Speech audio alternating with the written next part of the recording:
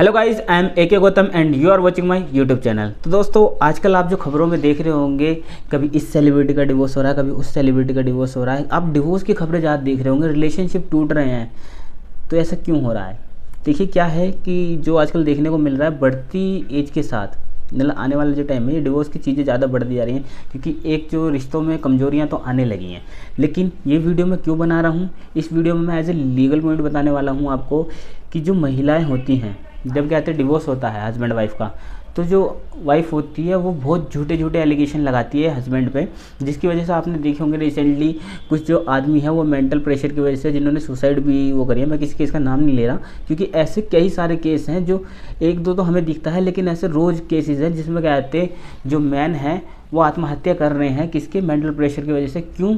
क्योंकि जब महिला डिवोर्स के लिए जाती है तो सिर्फ डिवोर्स के लिए नहीं जाती, वो बहुत सारे एलिगेशन लगाती है, क्योंकि उसे डिवोर्स चाहिए होता है। डिवोर्स के लिए ग्राउंड बनाना होता है, और डिवोर्स के लिए ग्राउंड बनाने के लिए वो बहुत सारे झूठ बोलती है। वो क्या क्या झूठ बोलती है, और सिर्फ झूठ नहीं बोलती, उनके झूठ के साथ साथ वो नए नए केस फाइल करती है। इवन 4-4, 5-5 केसेस क्या आते हैं एक हस्बैंड पे हो जाते हैं। अब किसी आदमी पर अगर 4-5 केसेस हो जाएं तो उसे मेंटल टॉर्चर मिलेगा नहीं तो क्या मिलेगा? उसके साथ साथ उसकी जेब पे भी प्रहार होता है, उसकी जेब पर अटैक होता है, उसे फाइनेंशियल सपोर्ट देना पड़ता है। भले वो कमा रहा हो ना कमा रहा हो, फिर भी क्या है तो उस पर एक बर्डन आ जाता है, लीगली फीस देनी पड़ती है, मेंटली टॉर्चर होता है, और साथ ही साथ क्या है एक फाइनेंशियल भी लॉस होता है। तो ऐसे क्या क्या झूठ हैं जो एक महिला कोर्ट रूम में बोलती हैं, वो कुछ जो कॉमन झूठ मैं आपको बताने वाला हूँ, जो कि हर केस में देखने को मिलते हैं, जिनके साथ साथ वो दहेज होते हैं। देखिए, अगर किसी वुमेन जब डिवोर्स के लिए जाती है तो वो सबसे पहले क्या करती है? सबसे पहले वो क्रूएल्टी बताती है कि मेरे पति मुझे शराब पी के मारते हैं, रोज़ टॉर्चर करते हैं, मेंटली टॉर्चर करते हैं, फिजिकल टॉर्चर करते हैं। उसमें अलग अलग तरीके की चीज़ों को बताएंगे कि इसने मुझे इस चीज़ से मारा, मुझे थप्पड़ मारा, सबके सामने मुझे बेइज्जत करा, इस तरह के केस करेंगे। जब इस तरह के वो एलिगेशन लगाती हैं कि मुझे डंडे से मारा, मुझे थप्पड़ मारा है, नहीं मेरे साथ बदतमीजी करी, पूरे परिवार ने मारा, तो इसके साथ क्या होता है डोमेस्टिक वायलेंस का केस बनता है। तो इसलिए वो क्रूएल्टी वो करती हैं कि मेरे साथ डोमेस्टिक वायलेंस कर रहा है, डोमेस्टिक वायलेंस कर रहा है, तो मैं इसलिए रह नहीं सकती। तो जिस दिन भी महिला पति को छोड़ के जाती है, उसके कुछ दिन बाद ही आदमी के पास नोटिस आता है कि आप डोमेस्टिक वायलेंस कर रहे हैं, आगे जवाब दीजिए। तो एक केस तो वहाँ पे बन जाता है, डोमेस्टिक वायलेंस का केस लगा देती हैं, और उसमें ऐसे ऐसे झूठ बोलती हैं कि आप सोच भी नहीं सकते कि किस किस तरीके से झूठ बोलती हैं। इवन ये तक बोलती हैं कि जो उनके परिवार वाले हैं वो भी उन्हें फिजिकल टॉर्चर करते हैं, उनके घर में जितने भी आदमी हैं उन पे एलिगेशन लगा देती हैं कि ये छेड़ते हैं, ज़बरदस्ती करते हैं मेरे साथ। इस तरह के जितने भी होते हैं ना, जो हम सोचते हैं कि यार ऐसा भी हो सकता है, इस तरीके के वो झूठे एलिगेशन लगाती हैं। और क्या क्या लगाती हैं एलिगेशन? फिर उसके साथ साथ दहेज का केस भी आता है कि ये मारपीट जो कर रहे हैं, वो मारपीट तो कर ही रहे हैं, मेरे से स्कॉर्पियो मांग रहे हैं, मेरे से फॉर्चूनर मांग रहे हैं, मेरे से दहेज मांग रहे हैं, इतना पैसे की डिमांड करी है। तो इस तरह के वो लगाती हैं कि सास मेरे को परेशान करती है, अपने घर से कुछ नहीं लेकर आई, शादी में कुछ खर्चा नहीं करा, ये करा वो करा, इस तरीके से ये सारे झूठ बोलती हैं अपनी कंप्लेंट में, इसलिए ताकि दहेज का केस लगाया जा सके।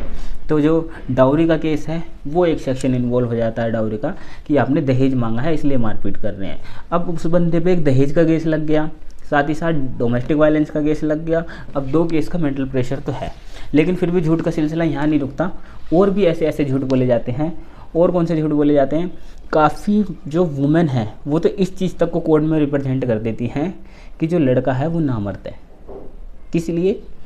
ताकि इस ग्राउंड पे डिवोर्स मिल जाए, क्योंकि डिवोर्स जो शादी का जोड़ा होता है वो उनके बीच में एक शारीरिक संबंध होते हैं, और वो शादी की एक नींव होती है, जो मतलब एक शारीरिक संबंध जो होते हैं वो शादी को चलाने के लिए एक ज़रूरी है। तो इस केस में क्या होती हैं कि काफ़ी महिलाएं ये आरोप लगा देती हैं कि ये तो नामर्द है, ये मुझे सेटिस्फाई नहीं कर पाता, ये मैं इससे सेटिस्फाई नहीं हो पाती, और ये फिजिकल फिट नहीं है। इस तरह के झूठ बोले जाते हैं। इवन काफ़ी क्लाइंट तो ऐसे आते हैं, हमारे सामने भी आते हैं कि बिना लॉजिक के ही बोलते हैं। जैसे एक बार एक क्लाइंट आती है, तो उसकी शादी को 2 साल होते हैं, तो वो कहती है कि मुझे अपने जो हस्बैंड है उनसे डिवोर्स चाहिए, और मुझे एक चीज़ और लिखवानी है कि ये फिजिकल फिट नहीं है। तो हमने पूछा भाई किस सेंस में फिजिकल फिट नहीं है? कि मतलब वो सेक्सुअली फिजिकल फिट नहीं है। अब हम कहते हैं कि वो 2 साल में उसके पास जो महिला थी उनके पास एक बेबी था। तो आप ये सोच के देखिए कि अगर फिजिकल फिट नहीं है तो वो बेबी कैसे हुआ? मतलब वो सोचते भी नहीं कि कोर्ट में अगर ये झूठ बोलेंगे भी तो फिर कहते क्या रिप्लाई आएगा सामने वाले वकील का, तो हम यही बोले कि कहते ये झूठ बोलने वाली चीज़ है कोई। अगर सामने वाला जज ने पूछ लिया या वकील ने पूछ लिया कि अगर फिजिकल फिट नहीं है तो ये बेबी कहाँ से आया। तो क्या है कि जब महिलाएं जाती हैं ना, वाइफ जाती हैं जब कोर्ट में, तो वो सारी चीज़ें भूल जाती हैं और इस तरीके के झूठ बोलती हैं जो कि सर के ऊपर से जाते हैं। सिर्फ किस लिए, जैसे तैसे इस आदमी से पीछे छुड़े और इसको, तो मतलब बहुत सारी चीज़ें हैं जो आदमी को फेस करनी पड़ती हैं, क्योंकि जो काफ़ी सारे जो कानून हैं वो ज़्यादातर फीमेल के फेवर में बात करते हैं। तो इसी के साथ 2 केस तो लगते ही लगते हैं। अब उसके साथ डाला जाता है किसका केस, डिवोर्स का केस। डिवोर्स पेटिशन एक सिविल केस में अलग जाती है, तो वो डिवोर्स पेटिशन बनाते हैं जिसमें वो ग्राउंड रखते हैं। कुछ महिलाएं क्रुएल्टी का ग्राउंड रखती हैं कि मारपीट करते हैं दहेज वहेज की वजह से, ये सारी चीज़ें, और एक बढ़िया सी बिल्कुल फिल्मों की तरह स्क्रिप्ट बनाते हैं बढ़िया तरीके से। उसके साथ साथ कुछ इस चीज़ को भी एलिगेशन लगाते हैं कि ये फिज़िकल फिट नहीं है नहीं, और ये अगर फिजिकल फिट भी है तो ये औरों के साथ भी मुझे मजबूर करते हैं। इवन तक महिला ये भी कहती हैं कि ये अपने भाइयों के साथ भी मुझे फिजिकल संबंध बनाने के लिए फोर्स करते हैं, मतलब कि ताकि जितने से ज़्यादा चार्जेस उस पर लग सकें वो लगाने के लिए रेडी हो जाती हैं। ऐसे ऐसे झूठ बोले जाते हैं। उसके साथ डिवोर्स केस डाल दिया तो अब कितने केस हो गए, अब 3 केस हो गए एक आदमी पे। अब उसका मेंटल प्रेशर कहाँ होगा, वो डिवोर्स केस में भी जा रहा है, डोमेस्टिक वायलेंस केस को भी देख रहा है, डाउरी केसेस को भी देख रहा है, और चीज़ें यहाँ भी नहीं रुकती, चीज़ें रुकती हैं कहाँ, चीज़ें अभी और आगे जाती हैं। यहाँ पे भी इतना कुछ नहीं होता, फिर एक केस और डालती हैं। क्या केस डालती हैं, जो सीधा जेब को करता है। अब मेंटली प्रेशर तो है, एक आदमी पे जिम्मेदारी है। उसके बाद डाला जाता है मेंटेनेंस का केस। एक मेंटेनेंस का केस डाला जाता है, जिस दिन से भी महिला अलग होती है तो वो एक मेंटेनेंस का केस डाल सकती है, और वो क्रिमिनल वो होती है, सेक्शन जो है उसका पहले आईपीसी में 125 का था, अब न्यू लॉज आ गए हैं। तो क्या है कि वो मेंटेनेंस का केस डालती है, और उसके अकॉर्डिंग हर महीने जो आदमी है उसे अपनी सैलरी का कुछ ना कुछ हिस्सा देना पड़ता है। कुछ ना कुछ हिस्सा मतलब ये नहीं कि वो अपने आप डिसाइड करेगा, वो कोर्ट डिसाइड करती है। महिला जो है वो सारे इनकम सोर्सेज बताएगी कि इतनी ज़मीन है, इतना रेंट आता है, इतना कमाता है। उस बेसिस पे जो आदमी की लाइबिलिटी हैं पेरेंट्स के लिए, बच्चे के लिए, अगर महिला बच्चे के साथ अलग रहती है तो बच्चे का अलग मेंटेनेंस मांगा जाता है और बीवी का अलग। तो क्या है, सीधा सीधा इनकम पे भी असर पड़ता है। अगर किसी के 50,000 है तो उसका अगर इनकम पे 20,000, 22,000, 15,000 अगर ऐसा कुछ मेंटेनेंस बांध दिया तो क्या होता है, एक तरीके से मेंटली प्रेशर आता ही है। क्यों, एक तो वो इतने सारे केसेस लड़ रहा है, केसेस में भी फीस जाती है, बार बार काम छूटता है। जो भी एक पर्सन है अगर उस पर 4-5 केसेस हों तो काम छूटेगा। तो क्या है, एक मेंटल प्रेशर बढ़ता चला जाता है आदमी का। अब इतना ही होता है, इसके साथ 4 केसेस तो मैं आपको बता चुका हूँ जो एक वुमेन है जो एक टाइम पे डाल देती है, dowry, domestic violence, divorce case, maintenance, और फिर बात यहाँ पे भी नहीं रुकती। अब क्या है कि आपने देखा होगा, मैं सबको नहीं कह रहा, ज़्यादातर जो फीमेल हैं जब उन्हें कहीं झूठा केस डालना पड़ता है तो सबसे पहले रेप केस ही डालती हैं कि इन्होंने मेरा रेप करा है। जब भी किसी से जनरली लड़ाई होती है, क्योंकि हम कोर्ट में देखते हैं कि झूठे केसेस जो आते हैं, रेप केसेस के भी झूठे केस काफ़ी आते हैं। अब क्या है, एक हस्बैंड और वाइफ लीगली एक दूसरे जो हैं वो किसका रेप का केस नहीं डाल सकते। मैरिटल रेप की भी बातें होती हैं काफ़ी सारी कि मैरिटल रेप होना चाहिए या नहीं होना चाहिए। काफ़ी फिलोसफर जो हैं वो इसके पक्ष में रहते हैं कि एक मैरिटल रेप भी होना चाहिए, कि अगर अपनी वाइफ की बॉडी को भी टच कर रहे हो तो उसकी कंसेंटेड होना भी जरूरी है। मोरली ये चीज़ें ठीक भी लगती हैं कि हाँ भाई किसी की बॉडी को टच करना कंसेंटेड होना चाहिए, लेकिन इसका दूसरा परिणाम ये भी हो सकता है कि अगर इस चीज़ को लीगली बनाते हैं तो पता नहीं कल को कितने सारे केसेस कोर्ट में देखने को मिलेंगे। क्योंकि जब हस्बैंड और वाइफ संबंध बना रहे हैं तो ऐसा नहीं है कि इस चीज़ को प्रूफ करना भी बड़ा मुश्किल होगा। आप समझ रहे हैं ना, एक लॉजिकल बात देखें कि अगर आप किसी भी संबंध, रेप केस के संबंध को, मतलब जो हस्बैंड वाइफ के संबंध है उसे कैसे बताएंगे। मानो कल उन्होंने शारीरिक संबंध कंसेंट से बनाया और कल कहते हैं कोर्ट में कि नहीं हमारे तो सारे वो था ही नहीं कंसेंटेड, तो मैरिटल रेप में आदमी जो है और ज़्यादा एक केस उन पर और बढ़ने लगेगा। तो इसके बाद भी यहाँ तक नहीं रुकता, जब वो रेप केसेस नहीं डाल पाती तब वो डालती हैं अननेचुरल का, अननेचुरल ऑफेंस, जो अननेचुरल सेक्स करने का।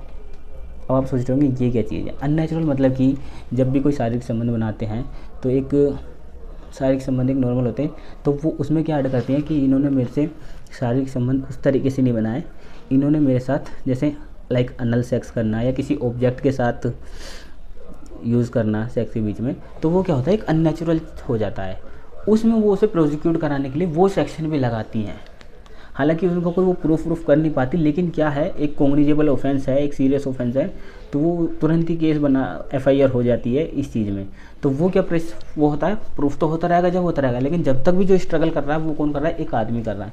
तो इस तरीके से 5 केसेस तो ये मान के चलो मैट्रिमोनियल में हो ही जाते हैं। तो ऐसे ऐसे झूठ बोलती हैं, शायद जो जिन्होंने फेस करा है उन्हें तो पता है ये चीज़ें, लेकिन जो नॉर्मल लोग हैं उन्हें नहीं पता कि जब एक महिला जाती है कोर्ट में तो किस किस तरीके के झूठ बोलती है, ये केस वो कर सकती है।